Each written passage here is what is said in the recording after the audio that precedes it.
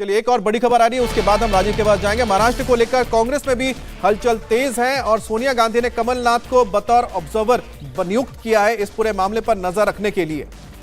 तो कांग्रेस के senior leader Kamal Nath को ऑब्जर्वर नियुक्त किया गया है। महाराष्ट्र को लेकर कांग्रेस में हलचल तेज हो गई है। पहले बैठक बुलाई गई तमाम विधायकों की और अब सोनिया गांधी भी एक्टिव हो गई हैं। कल मुंबई जाएंगे कमलनाथ, उन्हें बतौर ऑब्जर्वर नियुक्त किया गया है ताकि वो जो महाराष्ट्र में पनपे हालात हैं, जो एक सियासी संकट देखने को मिल रहा है, उस पर नजर बनाए रखें और जो कांग्रेस के विधायक हैं उनको एकजुट कर रख सकें।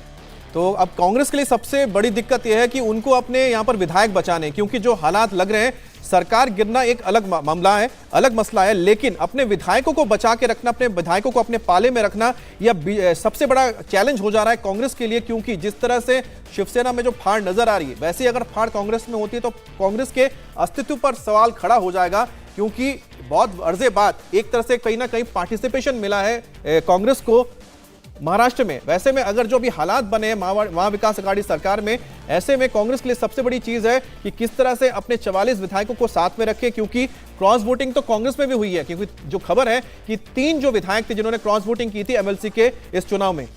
तो लगातार हम आपको बता रहे हैं कि कांग्रेस हो, एनसीपी हो और साथ ही साथ शिवसेना हो, हर तरफ इस वक्त एक ही चर्चा है कि आखिरकार सरकार कैसे बचाएं और कैसे। और एकनाथ शिंदे का एक ट्वीट हम आपको दिखा रहे हैं, ये तो इसमें मराठी में लिखी है, लेकिन मैं आपको कोशिश करता हूं कि इसके बारे में जरा आपको बताएं कि आखिरकार इसका ट्रांसलेशन क्या कहता है। तो देखिए, उन्होंने ये जरूर लिखा है कि हम बाला साहब के शिव सैनिक हैं, कट्टर शिव सैनिक हैं। और देखिए, यही कहा जा रहा है कि जितनी संख्या उनके पास है, ऐसा हो सकता है कि वो अब असली शिवसेना होने का दावा पेश कर दें, दावा ठोक दें, ऐसे कयास जरूर लगाए जा रहे हैं। लेकिन एकनाथ शिंदे का ये पहला रिएक्शन सामने आ गया है। जो ट्वीट उन्होंने किया है मराठी भाषा में किया है, लेकिन इसमें जो बड़ी बात उनकी तरफ से कही गई है वो ये कि कट्टर शिव सैनिक हैं, बाला साहब के वो कट्टर सैनिक हैं, ये उनकी तरफ से कहा गया है। हम बाला साहेब के शिव सैनिक हैं, ये एकनाथ शिंदे ने साफ कर दिया है। और ये उनका ट्वीट कहीं ना कहीं उनकी जो नाराजगी है उसको भी जताता हुआ नजर आता है। और एकनाथ शिंदे आप समझ सकते हैं कि बाला साहब के बहुत ही करीबी नेता रहे हैं, ठाणे से आते हैं और ठाणे और इसके आसपास के इलाके में इनकी बहुत जबरदस्त पकड़ है, जमीन से जुड़े हुए नेता है। ऐसे में जब उन्हें वो जगह नहीं मिली जिसका वो उम्मीद कर रहे थे, जिसका वो हकदार अपने आप को मानते थे बाला साहब के बाद, और जब खासतौर पे उद्धव सरकार में उद्धव को मौका मिला कि वो सरकार बनाएंगे, तो उनको वो सारी चीजें नहीं मिल पाई, जिसके बाद बताया जा रहा है उनकी नाराजगी लगातार बढ़ती रही। लेकिन साथ ही जैसा हमें हमारे पॉलिटिकल एडिटर देवेंद्र पराशर बता रहे थे कि किस तरह से ठाणे में ही कोशिश की जा रही थी शिवसेना की ओर से, उद्धव की ओर से, कि एक दूसरे व्यक्ति को, एक दूसरे नेता को उनके बराबर खड़ा किया जा सके, उससे भी वो नाराज थे। और अगर जब वो कह रहे हैं बाला साहब के कट्टर शिव सैनिक हैं, तो बीजेपी लगातार हमला करती रही है। जिस तरह का व्यवहार, जिस तरह के मसले जो सामने आए थे, इश्यूज आए थे, और जो रिएक्शन था शिवसेना का मुद्दों को लेकर, चाहे वो राष्ट्रवाद के मुद्दे हो, दूसरे मुद्दे हो, उस पर शिवसेना कहीं ना कहीं बाला साहब के जो स्टैंड है उससे हटती हुई नजर आ रही थी। और इसको लेकर लगातार बीजेपी कोशिश करती रही कि जो बिल्कुल खांटी शिव सैनिक थे, बाला साहब के जो समर्थक थे, उनके अंदर किस तरह से एक असंतोष को जगाया जाए, अगर असंतोष है तो कैसे उसको हवा दी जाए। बिल्कुल। और एकनाथ शिंदे वो लीडर जिनके अंदर ये नाराजगी महसूस की जा रही थी, इसके पीछे की कई वजह भी समझ में आ रही थी। जिस कद के वो हकदार थे या जिस कद की उम्मीद वो कर रहे थे, वो कद उन्हें पार्टी में नहीं मिल पा रहा था, सरकार में नहीं मिल पा रहा था। और यही एक बड़ी वजह बनी एकनाथ शिंदे के इस तरीके से बगावती सुर अख्तियार करने के। एकनाथ शिंदे अकेले नहीं बल्कि 35 विधायकों के साथ सूरत में मौजूद हैं, अभी तक जो जानकारी मिली है। और बड़ी खबर यह है कि विधायक दल के नेता पद से एकनाथ शिंदे को हटा दिया गया है। ये शिवसेना ने बड़ा एक्शन लिया है। दिनेश मौर्य हमारे सहयोगी मौजूद है। दिनेश, ये सब कुछ जो हो रहा है, एक तरफ रिएक्शन सामने आ रहा है एकनाथ शिंदे का, अपने आप को बता रहे हैं कि सच्चे सैनिक हैं हम बाला साहब के, और दूसरी तरफ शिवसेना ने एक्शन ले लिया है। क्या जताता है, कोई गुंजाइश है मेल मिलाप की दोबारा?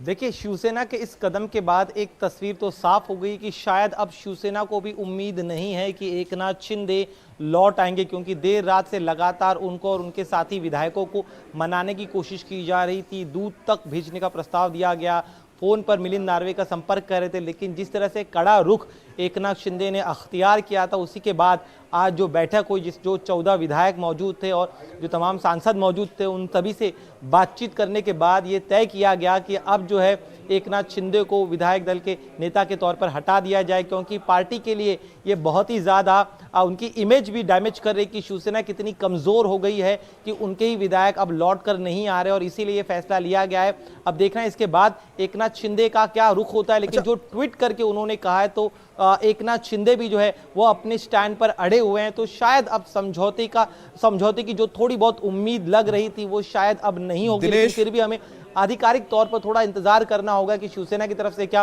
फॉर्मली बयान दिया जाता है। और एकनाथ शिंदे जो तमाम विधायकों के साथ वहां पर सूरत में रुके हुए हैं, इंतजार कर रहे थे कि कोई बड़ा प्रपोजल जो है वो शिवसेना की तरफ से आ सकता है, लेकिन ऐसा कुछ हुआ नहीं। और अच्छा, प्रपोजल आया नहीं, उल्टा उनको विधायक दल के नेता से हटा दिया गया है। और उसके आसपास ये ट्वीट भी आ रहा है, उन्होंने 2:32 पर ट्वीट किया है जिसमें उन्होंने 2 शब्द बहुत इंपॉर्टेंट कहे, जरा हमको समझाइएगा। उन्होंने लिखा है कि मैं बाला साहब का कट्टर समर्थक हूं, और दूसरा हिंदुत्व का उन्होंने जिक्र किया है जिसमें कहा है कि मुझे जो हिंदुत्व सिखाया गया, यानी बाला साहब ठाकरे जो हिंदुत्व सिखाया है उसके साथ मैं हूं। और उन्होंने एक और नाम लिया है धर्मवीर आनंद का, कि उनकी जो शिक्षा है उसको मैं भूला नहीं हूं। तो ये 3 चीजें बहुत कुछ बता रही हैं। दिनेश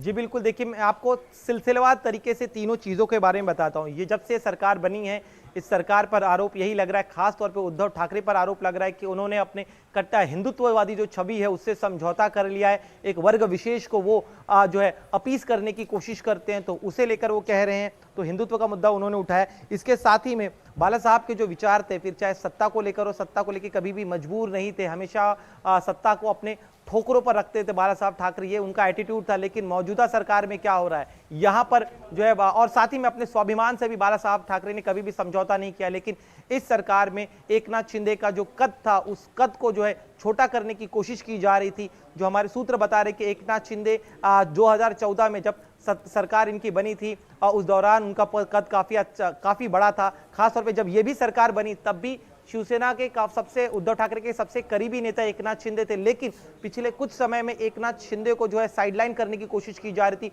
उनकी जगह पर अनिल परब जो है और एक अन्य नेता उनके काफी करीब आ गए थे उद्धव ठाकरे। तो कहीं ना कहीं ये लग रहा था एकनाथ शिंदे को कि उन्हें जो है साइडलाइन किया जा रहा है। इसके अलावा एकनाथ शिंदे के पास जो मंत्रालय दिया गया है नगर विकास का, उस मंत्रालय के फैसले भी वो खुद से नहीं ले पा रहे थे। अन्य जो 2 बड़े मंत्री जिनका मैंने नाम अभी से कुछ समय पहले लिया, वो उन मंत्रियों का इनके मंत्रालय के कामकाज में, फैसलों में हस्तक्षेप था। इस तरह की भी जानकारी हमारे जो करीबी सूत्र है वो दे रहे। और साथ ही में आदित्य ठाकरे जो है उन्हें काफी ज्यादा बढ़ावा दिया जा रहा था। तो जो एकनाथ शिंदे उद्धव ठाकरे के बाद शिवसेना में नंबर 2 थे, पिछले कुछ महीनों में उन्हें इस तरह से धीरे धीरे दरकिनार किया जा रहा था कि शायद उन्हें दिनेश, आपको बीच में रोकना चाहेंगे? इंडिया टीवी हर वक्त हर जगह डाउनलोड करने के लिए सर्च करें इंडिया टीवी न्यूज